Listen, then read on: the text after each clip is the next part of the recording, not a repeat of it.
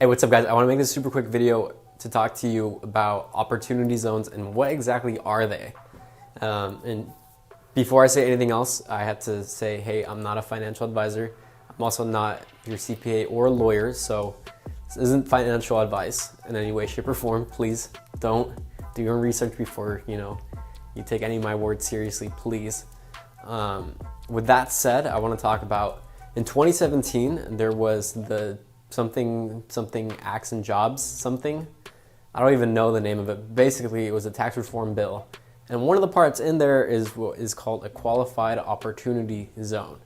Basically, what it is in every single state there's an opportunity zone, and it's laid out, and it's actually laid out by the governor. So let's say here, if it was Gavin Newsom, I don't know if he was governor back then, but let's just say he was. He chooses and lays out certain areas that are either lower income or there's not much economic growth happening in those areas. So basically what an opportunity or a qualified opportunity zone is it's basically an exchange between the free market and the government says, hey, if you come invest in this area and you stay here for 10 years or more, you're pretty much gonna be tax-free. So pretty much it's an exchange between the government and investors.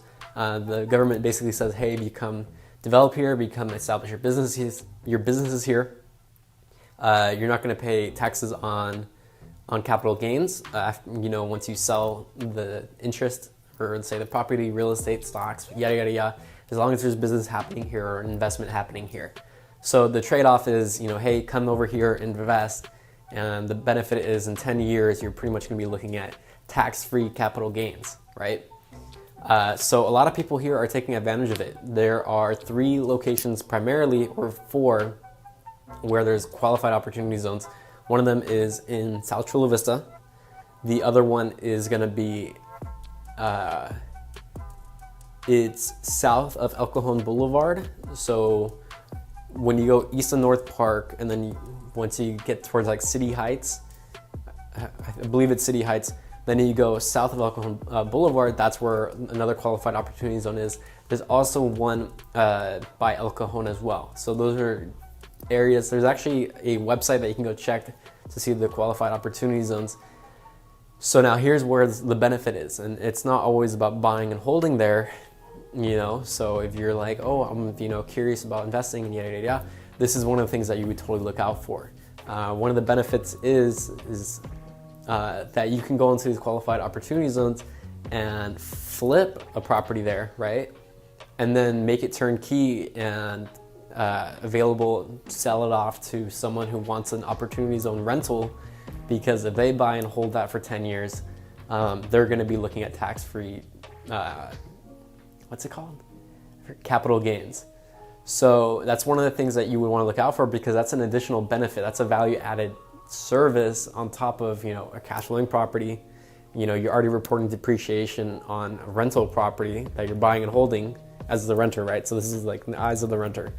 So you're already reporting depreciation because it's things have been renovated. There's going to be depreciation on it. Obviously, little by little it's going to depreciate. So once you're reporting depreciation year by year, you're going to be looking at some, taxes written off and yada, yada, yada, or maybe not paying any taxes, depending on how good your CPA is. I'm not one, so please don't take this as any advice. Please don't ask your certified public accountant or your lawyer about this before. But basically the whole thing about opportunity zones is that people can, if you're looking for properties to flip or ones to wholesale out, if you look at that, you can make them turnkey as a flipper or even as a wholesaler, because people are looking in those areas now. And you can basically flip the property and then sell it off to someone whose exit strategy is to buy and hold it, because once they report depreciation on that asset in 10 years, in those 10 years they're going to be paying low taxes because of that depreciation. After 10 years and they want to sell it, now they're not really looking at taxable gains or capital gains, because the biggest thing about the qualified opportunity zones is, since you've been there for 10 years or more, there isn't going to be capital gains taxes, but please do your homework on that.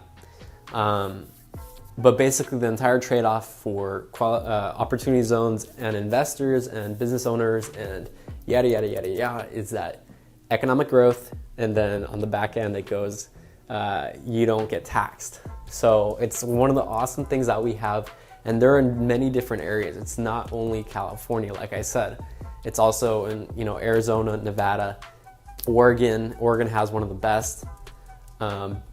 So anywhere with high growth, high expansion, Oregon, Arizona, Texas, those are going to be those main areas where people are going to want to go in there, buy and hold not only residentials, but also commercial, pretty much everything really, as long as it's an opportunity zone, because now if you hold a business or investment in there, you're looking at no taxes. But guys, please, once again, do your research on this, please. Don't listen to me. I'm not a CPA, I'm not a lawyer. But it's definitely something you want to look into if you're at least curious about real estate investing, what to look out for, what people who buy and hold look out for, or people who flip look out for. This is one of those things, qualified opportunity zones. There's nothing like it.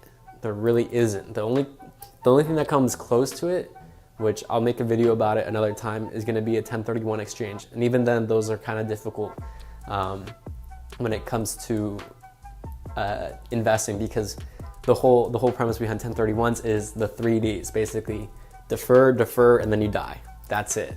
That's the closest baby there is to an opportunity zone. So I hope you guys found this useful. If you are looking to invest or at least get started in that, qualified opportunity zones, one of the things you should definitely be looking out for. I hope you guys like this video, and you guys have a good day. Bye.